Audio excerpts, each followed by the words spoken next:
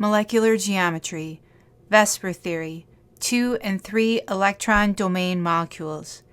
In this tutorial, we will be looking at 2 electron domain molecules with linear geometry, and the example we're going to look at is carbon dioxide. Then 3 electron domain molecules for trigonal planar geometry, looking at the boron trifluoride example and the sulfur dioxide example. Finally, we'll look at the impact of lone pairs on bond angles. 2 electron domain molecules, linear geometry. The example that we're going to look at is carbon dioxide, CO2, with a Lewis structure that looks something like this.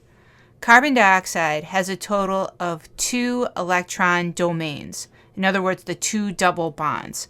So this is 1 electron domain, and this is the 2nd electron domain around the central atom carbon. Carbon dioxide has a 180-degree bond angle, as we can see in this model right here.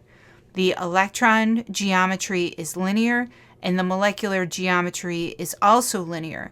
We notice that the electron geometry and the molecular geometry is the same when there are no lone pairs on the central atom. 3 electron domain molecules, trigonal planar geometry. The example that we're going to look at is boron trifluoride, or BF3, as we can see in this Lewis structure here. Boron trifluoride has a total of 3 electron domains, represented as 3 single bonds around the central atom boron. So 1, 2, 3. In boron trifluoride, there's an 120-degree bond angle between the fluorines and the central atom boron. So the 120-degree bond angle we can see right here. The electron geometry is trigonal planar, and the molecular geometry is also trigonal planar. Trigonal, as we can see that it makes a triangle, planar, as all the atoms are on the same plane. Our next example for trigonal planar geometry is sulfur dioxide, SO2, as represented as this Lewis structure here. Sulfur has 3 electron domains. 1, 2, 3. 2 electron domains are composed of the double bonds between the central sulfur atom and the terminal oxygen atoms. 1 electron domain is a non-bonding electron pair on the central sulfur atom. Impact of the non-bonding electron pair on the SO2 bond angle.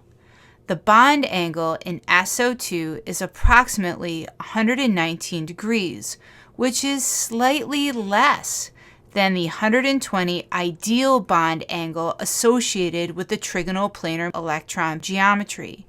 This slight compression of the bond angle can be explained by the non-bonding electron pair.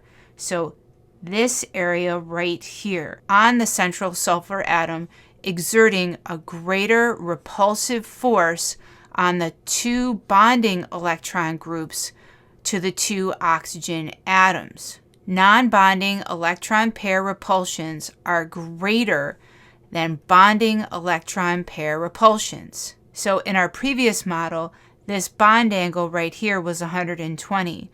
But because this lone pair is pushing down, this bond angle right here is slightly smaller than the ideal 120. So in this situation, the electron geometry is still trigonal planar and the molecular geometry is bent. So what did you learn? We talked about 2 electron domain molecules that have linear geometry, and we used carbon dioxide as an example. Then we talked about 3 electron domain molecules, the trigonal planar geometry, and we looked at the boron trifluoride example and the sulfur dioxide example. Then we also looked at the impact of the lone pairs on bond angles. Need more help? Feel free to contact me. Have a great day.